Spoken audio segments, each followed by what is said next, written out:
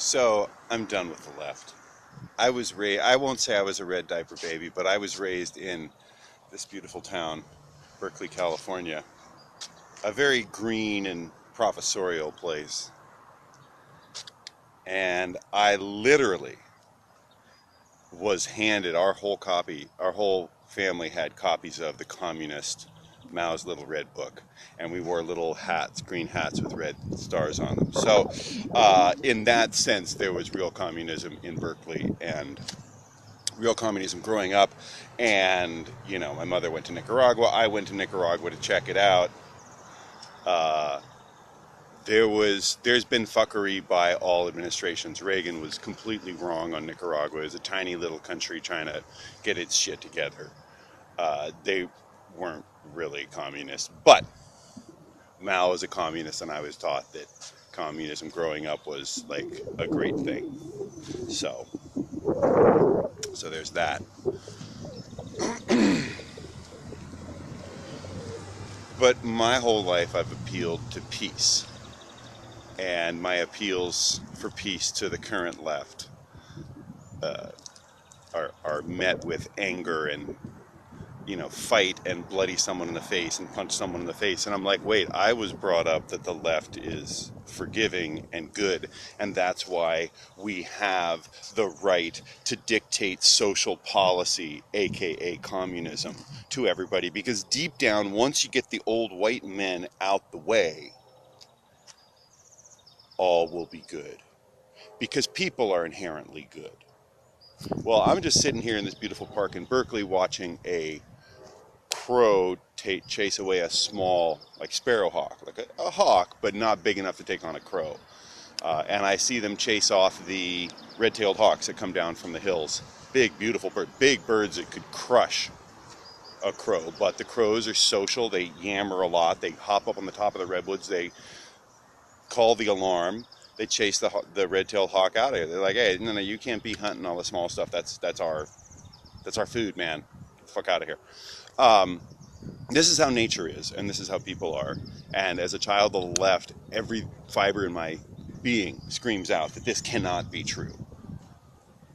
Social Darwinism has to be wrong. And yet, give an inch, they take a mile. You give social justice warriors an inch, now they want free speech back. Now they want these phony safe spaces. Now they want to divide it. Once we've actually made gains in this country around race and the horrible, horrible legacy of slavery. Before my generation, and just as I was being born, working very carefully on civil rights agenda, making sure that the constitutional laws apply to all Americans equally.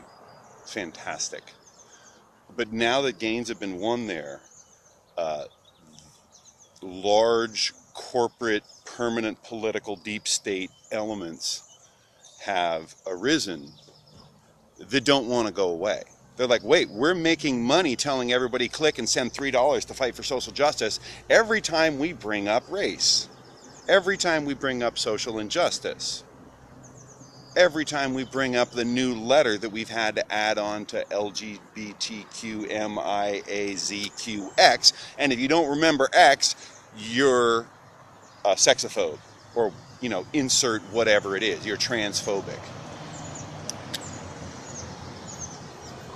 I'll do another whole podcast on sexuality. Right now we're talking about the left. And conflating individual rights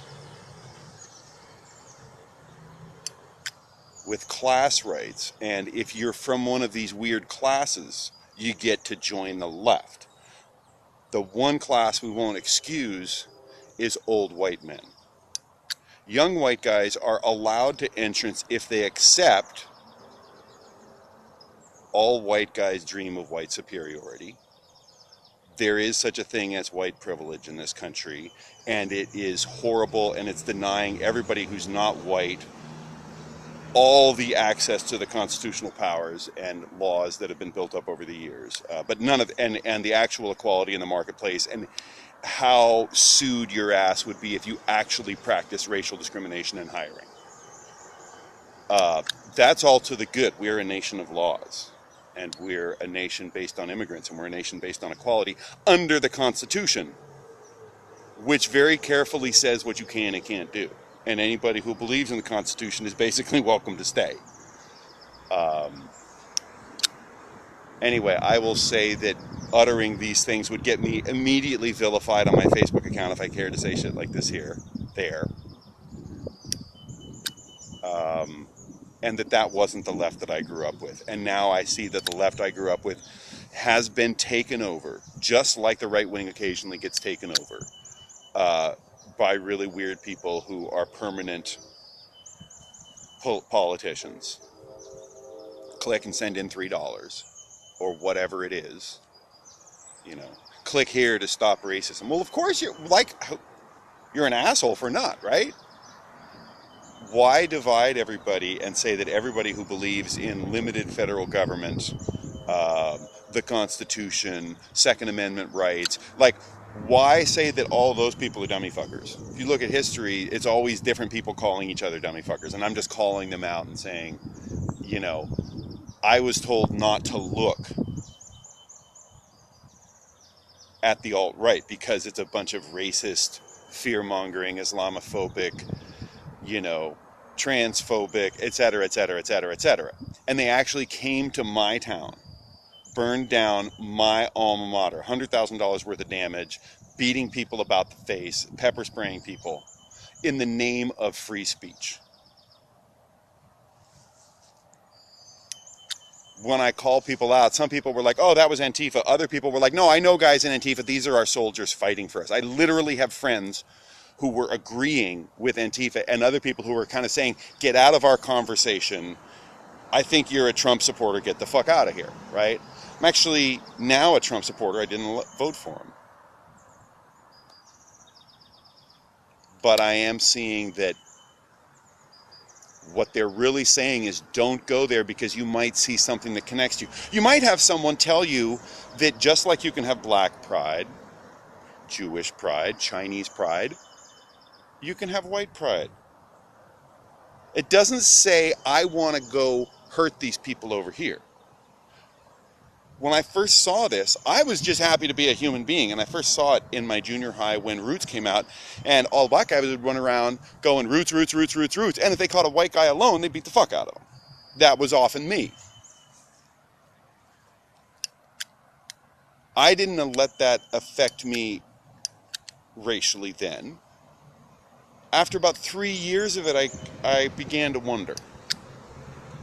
And that took me going to high school and again being in an integrated community where people weren't beating the shit out of each other, which was what Berkeley Junior High was about. Once I got around people college bound and everything, blacks and whites and Chicanos and Asians and everybody at Berkeley High was going to do something great. Maybe there's nothing to this racism after all. And then when I start saying, hey guys, why don't we stop talking about race? People say, no, you have to accept white privilege. I'm like, well, I accept that I had certain privileges, but so did other people. And I think this is a society that's working very well to get rid of it and equalize stuff where it legally can. But I would like us to stop talking about white people are stupid and dumb and are going to kill everybody. I would never say that about anybody of any other race, but I also want to be treated equally with all of my friends of different races. I wouldn't say, hey, I'm a white supremacist. I'm the best musician here. I get to play first. That's fucking ridiculous. But the fact that I reject the concept of white supremacy as an innate thing. I'm not talking about privileges that have been built into people who have money, but the fact is that there's poor whites who are doing just as poorly as poor blacks, right? So we're equally capitalist in this fucking country, right?